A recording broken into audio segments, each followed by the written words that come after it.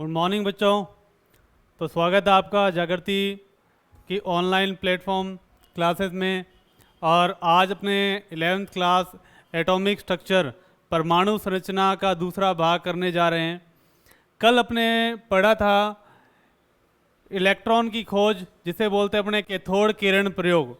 आज अपने पढ़ेंगे एनोड किरण प्रयोग। प्रोटॉन की खोज कैसे हुई, प्रोटॉन की डिस्कवरी कैसे हुई। अगर आपको कैथोड किरण प्रयोग अच्छे से याद हैं तो आप आसानी से क्या कर सकते हो, एनोड किरण प्रयोग को जान सकते हो। इसमें सिंपल सी बात है कि एक अपने पास ट्यूब होती है जिसमें दो प्लेटें लगी रहती है और प्लेटों को एक स्रोत से जोड़ के रखते हैं। एक धन टर्मिनल होता है और एक क्या होता है, ऋण टर्मिनल होता है। और यहाँ पर क्या, एक जिंक सल्फाइड की प्लेट लगी रहती है जिसमें निम्न दाब पर क्या भरी रहती है, गैस भरी रहती है। क्लियर है। अब क्या होता है, एनोड किरण प्रयोग में क्या होता है कि आपको कैथोड किरण प्रयोग का उल्टा ही करना है। ये अपने पास कैथोड है और ये अपने पास क्या है, एनोड है। क्लियर है। इसके अंदर क्या करी हुई है, अपने पास निम्न दाब पर गैस भर के रखी होती है। अब प्रोटॉन पे आवेश कौन सा होता है, धन आवेश होता है। इसलिए क्या होता है कि जिस नलिका में, कैथोड किरण नलिका में ही इसकी खोज हुई थी और इस नलिका के आधार पर इन्हें केनाल किरणें कहा जाता है। केनाल किरण कहा जाता है प्रोटॉन को। अब धनावेश से निकलने वाली किरणें होती है, इसलिए इन्हें क्या बोला जाता है, धन किरणें। धन किरणें बोला जाता है। प्रोटॉन की खोज किससे हुई थी, किसने की थी, आपको पता है, गोल्डस्टीन ने। गोल्डस्टीन ने, थ्योरी में लिखेंगे, गोल्डस्टीन के द्वारा ये प्रयोग किया गया था। ठीक है। इसमें क्या होता है,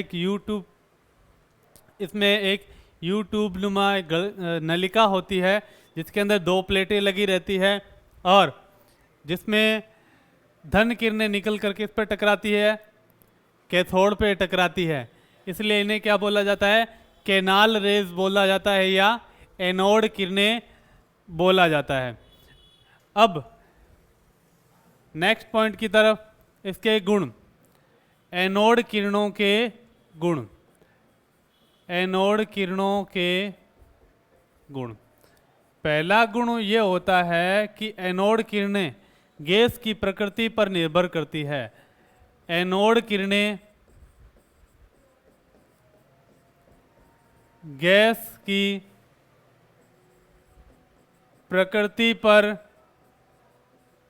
निर्भर करती है। निर्भर करती है। इंपॉर्टेंट पॉइंट यही है।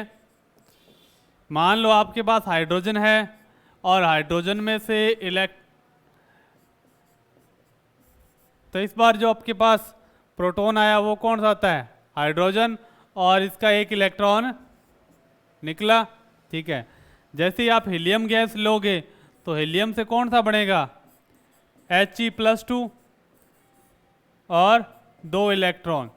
इस टाइप से क्या होता है कि एनोड किरणों में जिस प्रकार की गैस ली जाती है तो उसी टाइप के अपने पास क्या बनते हैं, धनायन बनते हैं। परंतु कैथोड किरणों में क्या थे, इलेक्ट्रॉन की खोज करनी थी, तो इलेक्ट्रॉन सभी तत्वों के एक जैसे होते हैं, इसलिए वो गैस की प्रकृति पर निर्भर नहीं करते। नेक्स्ट पॉइंट है कि कुछ धनावेश होते हैं, आवेश की मूल इकाई होते हैं। ठीक है। कुछ जो अपने पास धनावेश हैं, ये He+2 है, इस पर प्लस का 2 आवेश है, इसके ऊपर क्या है, प्लस का 1 आवेश है। तो धनावेश अलग अलग प्रकार के होते हैं और उन पे क्या होता है कि अलग अलग प्रकार के धनावेश होता है। क्लियर है। सबसे पहला जो अपने पास धनायन प्राप्त हुआ था, बात करते हैं सबसे जो पहला धनायन प्राप्त हुआ था वो कौन सा था, अपने पास हाइड्रोजन था। और उसके पास क्या होता है, एक प्रोटॉन होता है, ठीक है। इसलिए इसका नाम क्या दे दिया बाद में, प्रोटॉन दे दिया नाम। क्लियर है। अब नेक्स्ट पॉइंट, छोटी छोटी बातें हैं, चैडविक के बारे में बात करते हैं। चैडविक ने खोज की थी न्यूट्रॉन की। किसकी खोज की थी बच्चों, न्यूट्रॉन की खोज की थी। न्यूट्रॉन की खोज बहुत लेट हुई थी क्योंकि ये क्या था, उदासीन था। उदासीन होने के कारण न्यूट्रॉन की खोज बहुत ही देरी से हुई, बहुत ही लेट हुआ। क्लियर है। तो मेन आपको पढ़ना है कैथोड किरण प्रयोग, और उसके आधार पर ये छोटे छोटे मोटे प्रयोग आसानी से हो जाएंगे। अब पढ़ते हैं अपने परमाणु मॉडल। परमाणु मॉडल, परमाणु मॉडल थे सबसे पहले। किस प्रकार के मॉडल बने, परमाणु की जब खोज हुई, ठीक है, तो सबसे पहले परमाणु के मॉडलों के बारे में अध्ययन किया गया कि किस किस टाइप के मॉडल बने, और बाद में वो मॉडल अपने पास क्या निष्कासित या खारिज होते गए, और आगे आगे एडवांस मॉडल आते गए। क्लियर है। तो सबसे पहला मॉडल आया था वो था थॉमसन का पल्म पुडिंग मॉडल। थॉमसन का पल्म पुडिंग मॉडल, थॉमसन का मॉडल, इसे तरबूज मॉडल भी कहते हैं हिंदी में। इसने क्या कहा, थॉमसन ने कहा कि जो परमाणु होता है वो एक ठोस गोले की तरह होता है। परमाणु क्या होता है, एक ठोस गोले की तरह होता है। क्लियर। जिसमें पूरे पर क्या होता है, धनावेशित गोला होता है। क्लियर। तो मैं लिख देता हूं, थॉमसन के अनुसार, थॉमसन के अनुसार परमाणु एक ठोस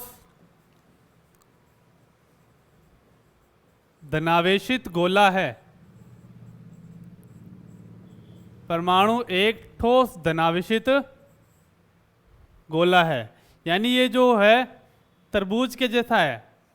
तरबूज ठोस होता है ना, तो परमाणु भी क्या है, ठोस है, और वो क्या है, एक धनावेशित गोला है जिसमें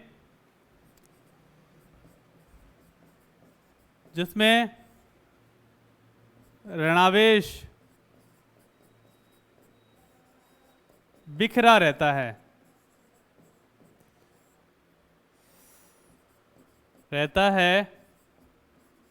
जैसे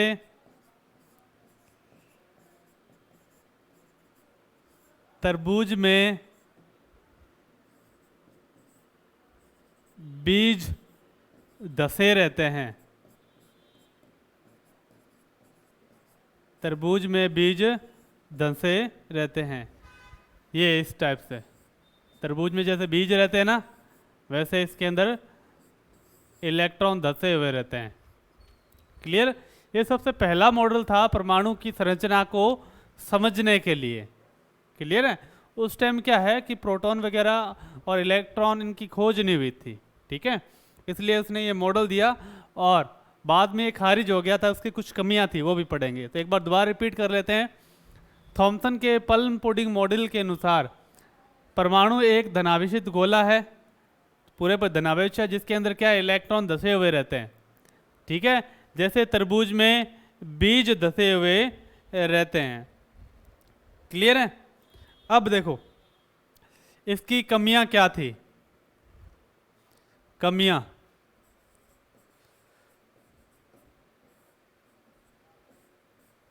पहली कमी तो ये थी कि इसने कहा कि परमाणु ठोस होता है, ठोस गोला है, ठीक है। तो परमाणु ठोस नहीं होता क्योंकि उसके अंदर कुछ खाली स्थान होता है ना। दूसरा पहले आप पॉइंट लिखते हैं कि इसने माना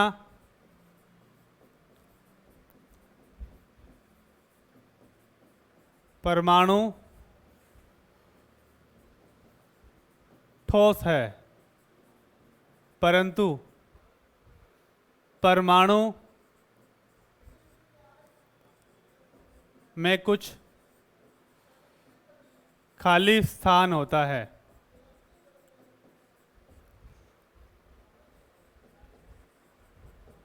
यानी परमाणु क्या होता है? खोखला होता है, खोखला होता है। ठीक है। दूसरा, इसने कहा कि भाई परमाणु में जो ऋणावेश है पूरा बिखरा हुआ रहता है एकदम। ठीक है। इसके अनुसार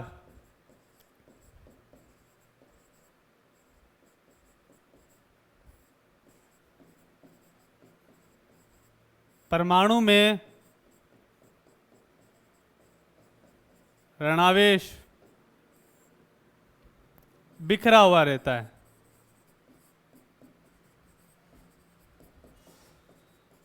परंतु आप सभी को पता है कि भविष्य में जैसे प्रयोग हुए उसके अनुसार ये हुआ कि इलेक्ट्रॉन, प्रोटॉन, न्यूट्रॉन की खोज हुई और इलेक्ट्रॉन क्या बताता है कि इलेक्ट्रॉन नाभिक के चारों ओर चक्कर लगाता रहता है दीर्घवृत्ताकार कक्षा में। इसकी सबसे मेन बात इसने बताई, इसने ये बताया कि परमाणु में जितना धनावेश होता है उतना ही ऋणावेश होता है।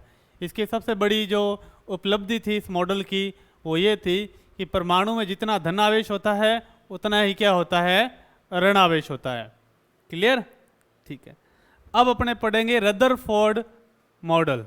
दूसरा जो मॉडल है वो है रदरफोर्ड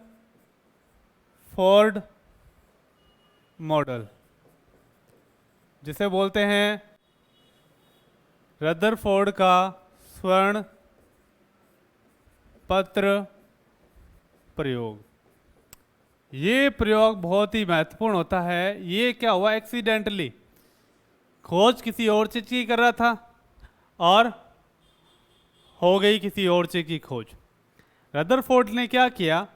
एक रेडियम गन थी, यहाँ रेडियम गन, ठीक है, जिसमें क्या था? अल्फा कणों की बौछार होती थी।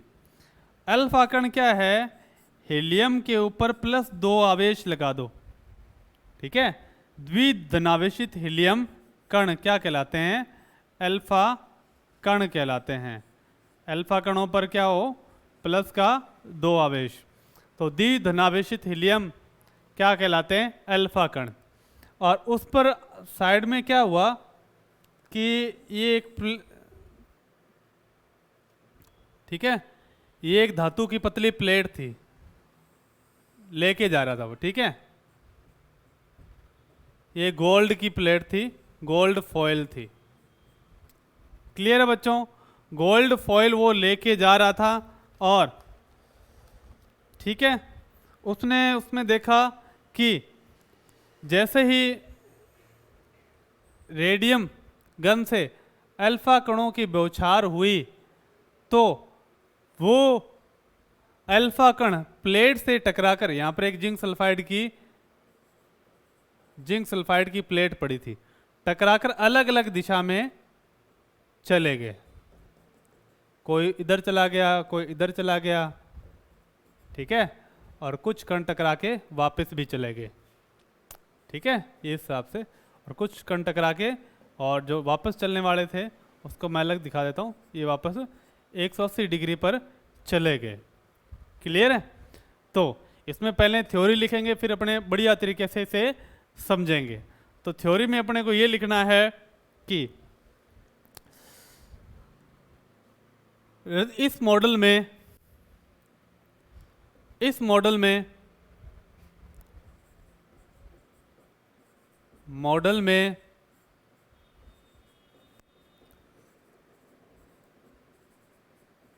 रदरफोर्ड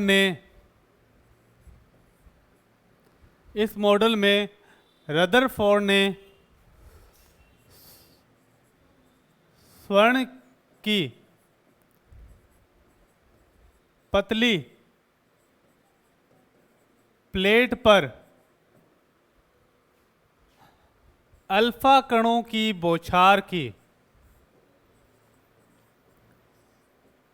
अल्फा कणों की बौछार की। और अल्फा कण बराबर आपको बताया मैंने अभी क्या होता है, He+2 कण, अल्फा कणों की बौछार की। ठीक है। और सोने की जो प्लेट थी उसकी लंबाई, सोने की प्लेट की लंबाई थी अपने पास 100 nm। ठीक है, बौछार की। और निम्न निष्कर्ष निकाले। ठीक है, एक अल्फा गन ली, क्या अल्फा कणों वाली गन ली, रेडियम गन, और उससे क्या करवाई, अल्फा कणों की बौछार करवाई। और वो सोने की प्लेट पर क्या है, टकराकर कण अलग अलग दिशाओं में चले गए। ठीक है। और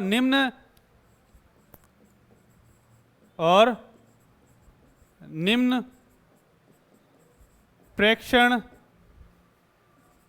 देखे। ठीक है, प्रेक्षण में अपने क्या लिखेंगे, देखो ये अपने पास ये सोने का परमाणु बना लेते हैं। ठीक है, यहां से अपने पास क्या है, कण जा रहे हैं। कुछ कण तो भाई सोने की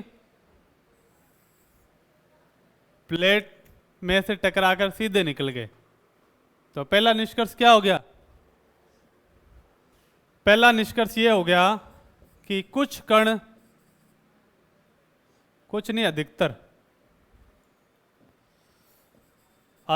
कण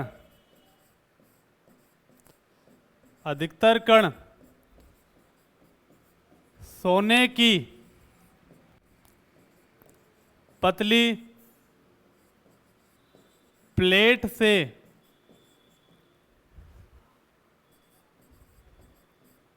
टकराकर सीधे निकल जाते हैं, सीधे निकल जाते हैं। तो उसने देखा कि ये परमाणु है, परमाणु सोने का परमाणु। ठीक है, और सोने के परमाणु से टकराकर वो कण क्या होते हैं, सीधे निकल जाते हैं। ठीक है, कोई भी विक्षेपण नहीं होगा उसके अंदर, टकरा के सीधे जाते रहेंगे। क्लियर। अब और उसने देखा कि दूसरा निष्कर्ष ये देखा, दूसरा परीक्षण ये देखा कि कुछ कण क्या करते हैं कि धनावेश के पास जैसे आते हैं तो हल्के से एंगल से क्या हो जाते हैं, विक्षेपित हो जाते हैं, अपना रास्ता बदल देते हैं। और कुछ कण, दूसरा, और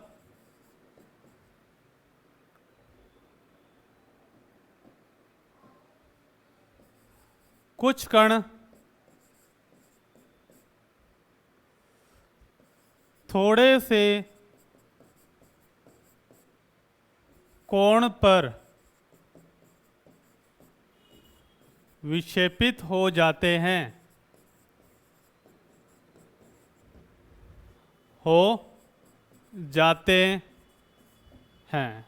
ये दूसरा पॉइंट उसने देखा। कि पहला पॉइंट ये देखा कि अधिकतर कण क्या सोने की प्लेट में से आर पार हो जाते हैं, और दूसरा उसने देखा कि कुछ कण थोड़े से कोण पर क्या हो जाते हैं, विक्षेपित हो जाते हैं। ये दूसरा पॉइंट। और तीसरा पॉइंट इसने क्या देखा कि बहुत ही कम कण, लगभग 20,000 में से एक। तीसरा पॉइंट ये हो गया अपने पास, बहुत ही कम कण, लगभग 20,000 में से एक कण, एक कण 180 डिग्री पर विक्षेपित हो जाता है या वापस मुड़ जाता है, हो जाता है। यानी यहां से टकराया और वापस यहीं आ गया। क्लियर। ये तीन इसने चीजें देखी। तीसरे वाले पॉइंट में क्या है, ऐसे गया और वापस ऐसे आ गया, 180 डिग्री पर वापस आ गया कण। ठीक है, 180 डिग्री पर इसका क्या हो गया, विक्षेपण हो गया। ये 3 पॉइंट उसने देखे। तो ये 3 पॉइंट देख के उसने निष्कर्ष निकाला। क्या निष्कर्ष निकाला वो अपने देखते हैं। निष्कर्ष क्या निकाला?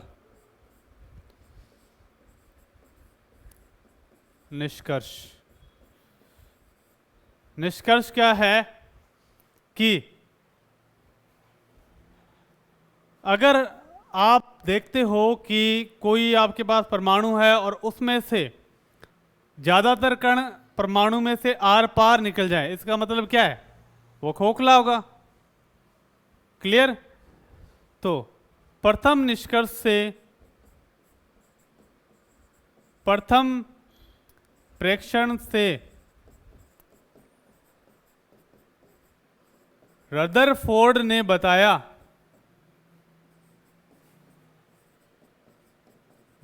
कि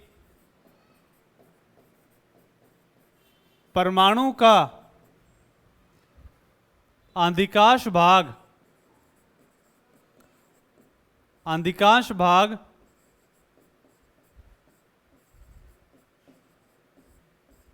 खाली होता है। क्लियर है? अगर परमाणु में से ज्यादातर कण आर पार निकल जाएंगे तो परमाणु का अधिकांश भाग क्या होगा, खाली।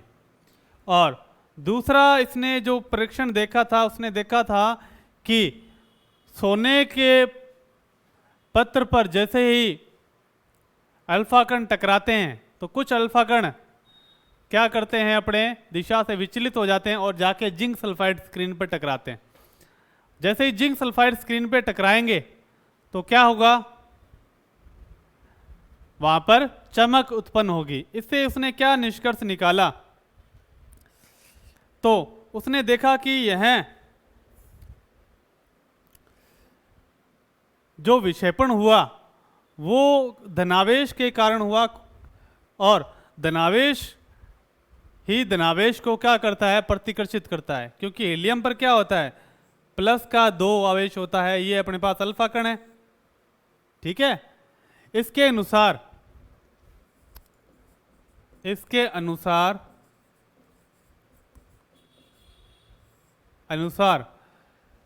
परमाणु में, इसके अनुसार परमाणु में धनावेश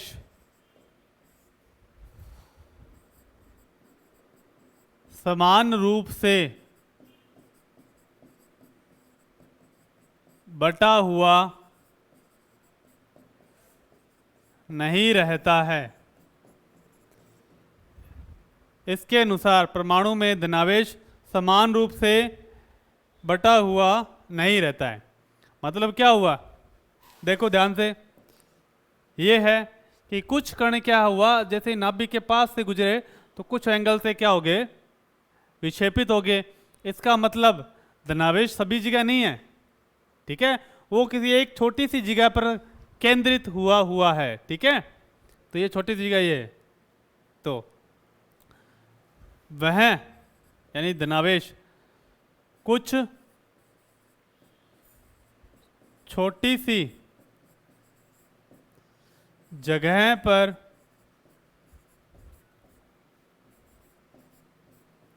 केंद्रित है। यानी दूसरा पॉइंट देके इसने ये बताया। क्लियर? अब बात आती है तीसरे पॉइंट की। ठीक है, तीसरा पॉइंट देखा कि इसने देखा कि बहुत ही कम कण, लगभग 20,000 में से एक कण, वो क्या होता है कि बीचों बीच टकराता है नाभिक के और वापस 180 डिग्री पर आ जाता है। इसका मतलब ये देखा कि नाभिक का जो आयतन होता है, तीसरा जो निष्कर्ष है वो ये है कि नाभिक का आयतन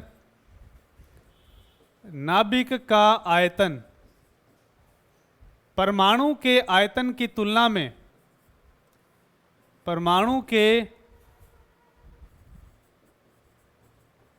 आयतन की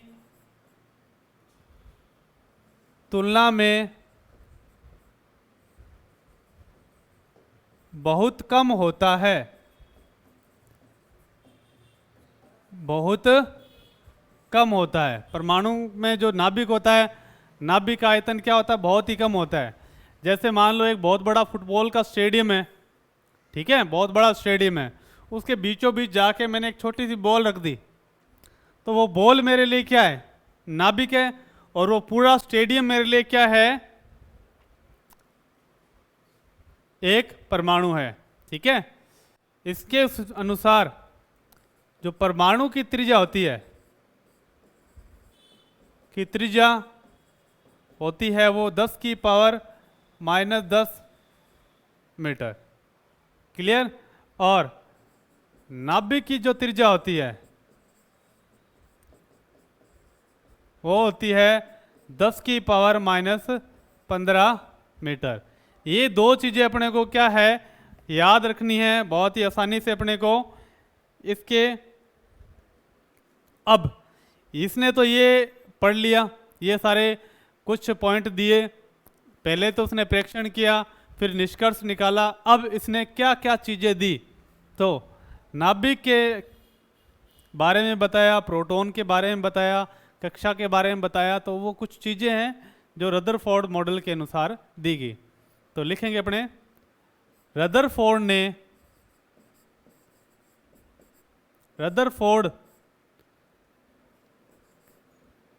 के प्रयोग के बाद निम्न बातें दी गई। जो पहला पॉइंट था रदरफोर्ड के प्रयोग के बाद में, वो था, और सबसे मेन इंपॉर्टेंट पॉइंट यही था कि रदरफोर्ड ने किसकी खोज की थी, नाभिक की खोज की थी। रदरफोर्ड ने सारा प्रयोग कर लिया, और प्रयोग करने के बाद में इसने ये कहा कि परमाणु का समस्त धनावेश, यानी परमाणु में जो भी धनावेश होगा वह द्रव्यमान केंद्र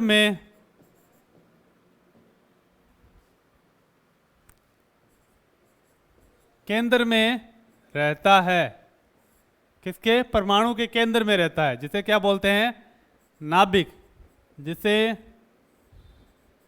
नाभिक कहा जाता है, कहा जाता है। ये परमाणु यहां पर समस्त द्रव्यमान रहेगा, इसे क्या बोलते हैं, नाभिक बोला जाता है। क्लियर है। अब नाभिक के चारों ओर क्या करता है, इलेक्ट्रॉन चक्कर लगाता रहता है। तो दूसरा पॉइंट अपने लिख लेते हैं, नाभिक के चारों तरफ वर्ताकार पथ में इलेक्ट्रॉन चक्रण करता है, जिसे क्या बोलते हैं, कक्षा कहते हैं, जिसे कक्षा कहते हैं। कक्षा के अलग अलग नाम हैं, कक्षा, ऊर्जा स्तर, ठीक है।